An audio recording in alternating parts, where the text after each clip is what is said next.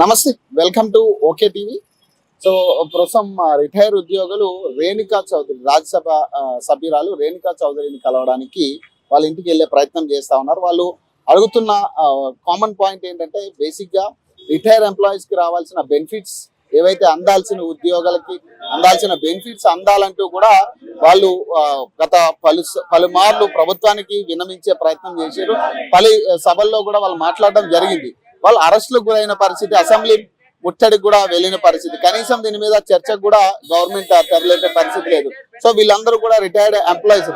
So వీళ్ళందరికీ రావాల్సిన benefits ఏవైతే రిలీజ్ కావాలో వాటి గురించి వాళ్ళు డిమాండ్ చేస్తా ఉన్నారు. అంటే మీకు ఎంత రావాలి? దాదాపు 70 లక్షల దాకా రావాలి. ఏంటంటే బేసిక్ గా మీ పైసలే కదా, మీ పైసలు మీకు ఇవ్వడానికి ఏంటి? గవర్నమెంట్ దగ్గర లేవంటున్నారు కదా, మా ఇవ్వడానికి ఇబ్బంది పెడుతున్నారు. మీకు అనిపిస్తుంది అంటే ఈ పైసలు ఏమైనా డైవర్ట్ అయినాయి అంటారా? అదే కాగ్ రిపోర్ట్ ప్రకారం డైవర్ట్ అయినట్టు మనకి ఐడియా వస్తుంది. ఇప్పుడు మీరేం డిమాండ్ చేస్తున్నారు? ఇప్పుడు రేణుకా చౌదరి డిమాండ్ ఏం లేదు, మా పైసలు మాకు ఇప్పించమని రిక్వెస్ట్ చేస్తున్నాం. సో ఒక్కసారి బక్కా జాక్సన్ గారితో కూడా మాట్లాడదాం. అంటే ఇప్పుడు మళ్ళీ రేణుకా చౌదరి దగ్గరికి వెళ్ళబోతా ఉన్నారు. అంటే బేసిక్ గా మీ డిమాండ్ గతం నుంచి కూడా ఒకటే, ఈ రిటైర్డ్ ఎంప్లాయీస్ బెనిఫిట్స్ ఇవ్వాలని. కానీ ఎక్కడికక్కడ అరెస్టులు చేస్తా ఉన్నారు, మిమ్మల్ని అడ్డుకునే ప్రయత్నం చేస్తా ఉన్నారు. అవును, ఇప్పుడు ఇవాళ ప్రభుత్వము ఇది కమిటెడ్ ఎక్స్పెండిచర్, దీన్ని తప్పించుకునే అవకాశం లేదు. ఖచ్చితంగా వీళ్ళ పైసలు వీళ్ళకి ఇవ్వాలి. కాబట్టి ఇవాటికి ప్రభుత్వం మేనిఫెస్టోలో పెట్టినప్పటికీ మేము 1వ తారీఖు వరకు జీతాలు ఇస్తాము, ఇవాటి వరకు 6 డిఏలు మొత్తం పెండింగ్ డిఏలు మొత్తం ఇచ్చేస్తాము, రిటైర్డ్ పైసలు మేము ఇమ్మీడియట్ గా 4 రోజుల్లోనే ఇస్తాము అని చెప్పిన ప్రభుత్వం ఈ రోజు వరకు ఇవ్వకుండా ఇప్పటికి 50 మంది మరణించిండ్రు. ఇక కాంగ్రెస్ అధిష్టానంతో మాకు పని.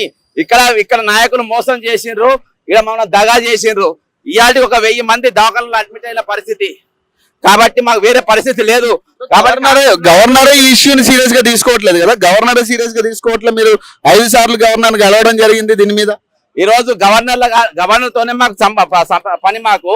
అందుకనే ఇలా అదే అందులో భాగంగానే గవర్నర్ పట్టించుకుంటారు, ముఖ్యమంత్రి పట్టించుకుంటారు, మంత్రులు క్యాబినెట్ పట్టించుకుంటారు. కాబట్టి ఈ రోజు మేము కాంగ్రెస్ నాయకుల ఇంట్లో ముట్టడి చేస్తున్నాం. అందులో ముఖ్యంగా అధిష్టానంతో పనిచేసేటువంటి రేణుకా చౌదరి గారి ఇల్లు ఇది. ఆమె ఇల్లు ముట్టడి చేయడానికి వచ్చినాం. మా పైసలు మాకు ఇచ్చేంత వరకు, ఎందుకంటే వీళ్ళని చూసి మేము ఓట్లు వేసినాం.